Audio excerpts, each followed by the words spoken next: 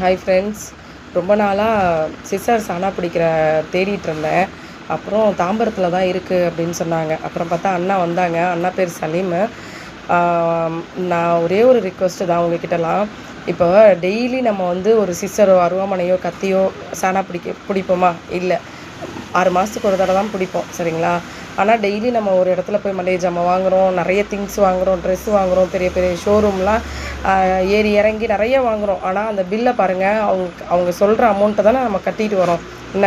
ஆனால் இவங்கக்கிட்ட மட்டும் 50 ரூபா சொன்னால் 40 ரூபா கொடுப்போம், 40 ரூபா சொன்னால் 30 ரூபா கொடுப்போம். பேரம் பேசாதீங்க ஃப்ரெண்ட்ஸ். அவங்க பார்த்திங்கன்னா இந்த உழைப்பை நம்பி தான் அவங்க இருக்காங்க. அவங்களோட தொழில் இது, அதுக்கு மரியாதை கொடுங்க.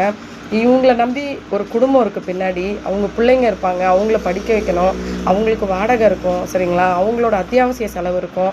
அதனால் பேரம் பேசாதீங்க. 50ஓ 100ஓ அதுக்கு மேலே நீங்கள் கொடுக்க வேணாம். ஆனால் அவங்க சொல்கிற அமௌண்ட்டை கொடுத்துருங்க, சரிங்களா?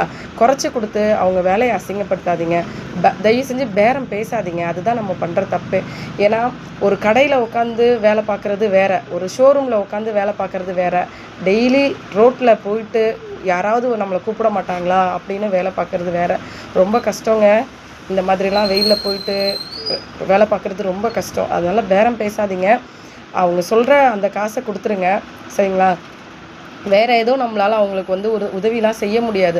அவங்க ஒரு வேலை செய்கிறாங்க, அதுக்கான பணத்தை தான் நம்ம கொடுக்குறோம், சரிங்களா? அதை மட்டும் செய்யுங்க. நன்றி.